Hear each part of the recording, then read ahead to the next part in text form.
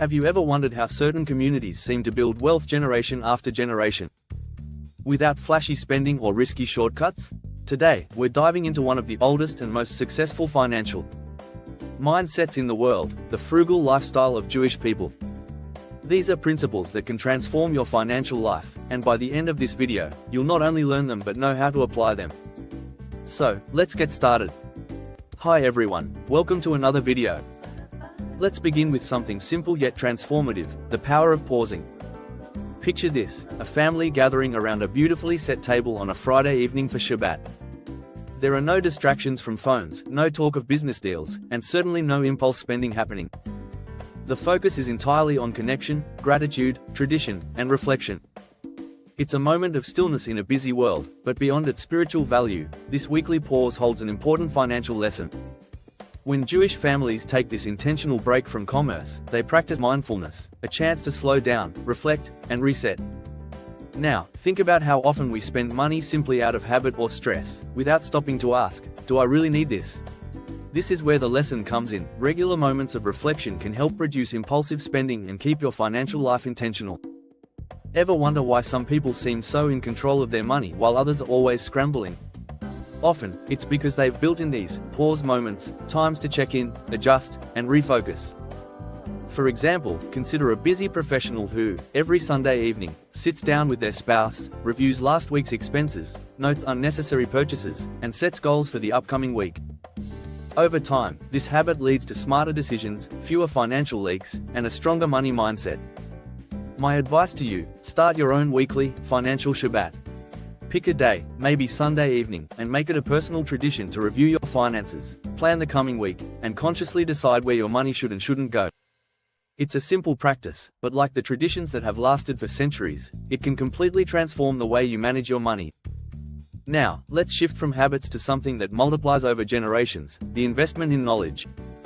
Ever wondered why Jewish families place such a strong emphasis on education, often choosing to invest in learning rather than in flashy cars, oversized homes, or temporary luxuries? The answer is simple yet powerful. They understand that skills and knowledge are assets that grow and compound over time, offering returns far greater than any material possession. Imagine a young Jewish child growing up in a modest household, where money is managed carefully, yet the parents make sure they attend the best school they can afford, encourage reading from an early age, and teach the value of continuous learning. This child may not have the latest gadgets, but they are rich in wisdom and opportunity. Fast forward 10 or 20 years and that same child may become a successful professional or entrepreneur, not because they inherited wealth, but because they inherited the discipline to invest in themselves. Generations of Jewish families have applied this principle, and it's no coincidence that many Jewish entrepreneurs started from humble beginnings but built businesses that last across generations. The key takeaway here is to prioritize investments that build long-term value. Instead of spending on things that depreciate, direct your resources towards learning new skills, improving financial literacy, or professional development, things that will serve you forever. I always advise taking a percentage of your income and dedicating it to self-improvement, whether it's buying books, enrolling in courses, attending seminars, or finding mentors who can help you grow. Over time, these investments will not only boost your earning potential, but also sharpen your decision-making and open doors you never thought possible. In a world that constantly tempts us with instant gratification, the Jewish approach reminds us that the greatest returns come from patient, deliberate investments in ourselves. Now let's dive deeper into something that might seem counterintuitive at first, the Jewish approach to giving, known as tzedakah. You might wonder, how does giving money away align with saving or building wealth? But in Jewish tradition, giving is seen not as a loss, but as a seed planted that eventually grows into blessings and even financial security. Imagine this, a Jewish shop owner who, despite having modest earnings, sets aside a portion of his income each month to help those in need, maybe supporting a struggling neighbor or contributing to the local synagogue's charity fund. Over time, this generosity doesn't just help others, it builds a reputation of kindness, reliability, and trust within the community. And guess what happens? When an opportunity arises, whether it's a partnership, a referral, or community support during tough times, it's often this same shop owner who receives help and opportunities in return. Many successful Jewish business people openly attribute their success not just to strategy or hard work, but to the relationships and goodwill they cultivated through consistent charitable acts. Generosity creates opportunity in ways money alone cannot. It connects you to people, builds trust, and invites cooperation. My recommendation is to start small but be intentional. Set aside a fixed percentage of your income, even if it's just 1% or 2%, and give regularly. Whether it's supporting local causes, helping someone in need, or contributing to educational initiatives, this habit transforms your relationship with money. You stop seeing money as something scarce and start seeing it as a tool for abundance, something that flows in and out, always creating value along the way. Speaking of smart money moves, what about borrowing? There's a unique approach here that changes everything.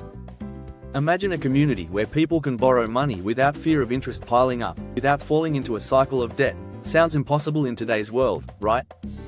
But in Jewish culture, this system exists and thrives through something called Gemix interest-free loan societies built on trust, responsibility, and the belief that money should help, not harm. Picture a small business owner in need of funds to buy new equipment. Instead of turning to high-interest credit cards or predatory lenders, he approaches the local Gemix. He borrows what he needs with zero interest, invests in his business, and repays the loan as agreed. This creates a cycle of empowerment instead of entrapment. The takeaway here is clear: debt should always be a tool, never a trap. It's easy to fall into the habit of borrowing recklessly, especially with credit cards that charge high interest rates and encourage overspending. However, the Jewish approach teaches that borrowing must be done with a purpose, a clear plan, and respect for repayment. For us today, this means avoiding bad debt and focusing on using credit wisely, borrowing for things that will appreciate in value or generate income, like starting a business, buying property, or investing in education. Remember, your credit score is an asset, but it should be protected. Don't use credit cards for things you can't afford to pay off quickly. Instead, use them strategically to build credit history, and when you need to borrow, make sure it's for opportunities that grow your wealth. And finally, be open to helping others, whether it's lending without interest or offering advice, because one day, you might be the one in need, and the goodwill you've built will return to you in ways you never expected. But life isn't just about money management, it's about how you spend it, too. And here's where simplicity wins. In many Jewish families, holidays and milestones aren't marked by flashy displays of wealth or extravagant spending, but by meaningful traditions, delicious home-cooked meals, and time spent with loved ones. Picture this: a family gathered around the table for Passover, sharing stories, laughter, and traditional dishes that have been passed down for generations. No one is trying to show off with luxury decorations or impress guests with expensive gifts. Instead, they're focused on connection, heritage, and creating memories that will outlast any material purchase. The lesson here is powerful: experiences and community bring far more lasting value than material things. How many times have we spent money on something just to have it gather dust or lose its appeal after a short time? But the joy of a shared meal, a trip with loved ones, or a small, meaningful gathering stays in our hearts forever. This doesn't mean avoiding spending altogether, it means spending with intention. My approach to finances reflects this. I recommend creating an experience fund. Every month, set aside a portion of your income not for gadgets or status symbols, but for things that enrich your life: travel to new places, family get-togethers, learning opportunities, or simple celebrations filled with meaning. These moments strengthen relationships, refresh your spirit, and often spark new ideas and perspectives that help you grow personally and financially. In the end, it's not about how much you spent, but the memories you created and the values you nurtured along the way. Now, here's where it all comes full circle: teaching the next generation and building wealth that outlives you. In many Jewish families, the concept of wealth isn't limited to one lifetime. It's something carefully planned for, nurtured, and passed down to future generations. Imagine a family where, from an early age, children are given not just pocket money, but valuable lessons on how to use it wisely. Picture a young child receiving a small weekly allowance, along with simple but clear guidance. A part of it should be saved, another part spent thoughtfully, and a portion given to help others. These early habits grow into lifelong money principles. The lesson here is simple yet profound: teach financial literacy early and plan for the next generation. Too often, families avoid talking about money, either out of discomfort or fear. But Jewish tradition embraces open financial discussions, teaching children how to handle money responsibly from the very beginning. This doesn't just prepare the next generation to manage wealth, it instills discipline, gratitude, and a sense of purpose. Many wealthy Jewish families are not just wealthy because of one person's success, they are wealthy because generation after generation, they've built upon each other's efforts, knowledge, and careful planning. Here's the tip: don't wait until you make it to start these conversations. Even if you're still on your financial journey, involve your family. Share what you're learning, show them how you budget, talk about savings goals, and let them see both your victories and your mistakes. This transparency creates a culture of financial awareness and resilience that will empower your children and possibly their children, too. Wealth is not just money, it's wisdom, values, and habits that last beyond a lifetime.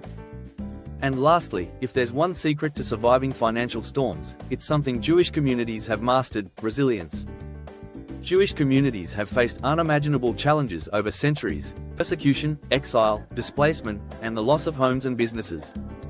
Yet, time and again, they have rebuilt their wealth, stability, and communities from the ground up.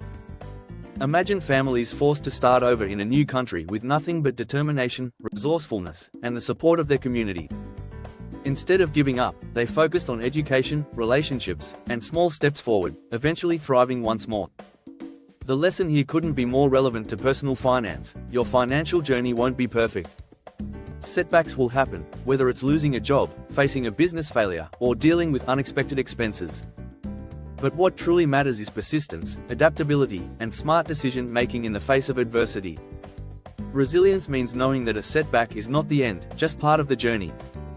My advice, drawn from this powerful example: build an emergency fund that can carry you through hard times without panic. Diversify your income streams so you're never relying on just one source.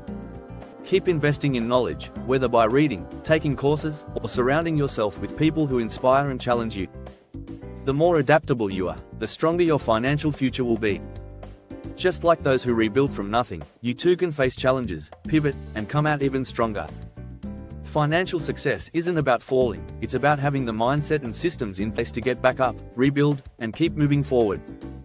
So, whether it's pausing regularly for reflection like a financial Shabbat, investing in knowledge that compounds over time, practicing generosity that opens unexpected doors, borrowing and lending with wisdom and purpose, or celebrating modestly to create meaningful memories, the frugal lifestyle of Jewish people is not just about money-saving techniques. It's built on timeless values that create stability, growth, and community across generations. Their approach teaches us that wealth isn't just measured by numbers in a bank account, but by the habits, relationships, and mindset we build every single day. You don't need to transform your entire life overnight. Start small. Maybe this week you begin tracking your expenses. Set up a tiny giving fund, or read one financial book. Slowly, adopt these principles one by one, and you'll not only build wealth but something far more powerful: a financial legacy that can stand strong through any challenge and benefit those who come after you.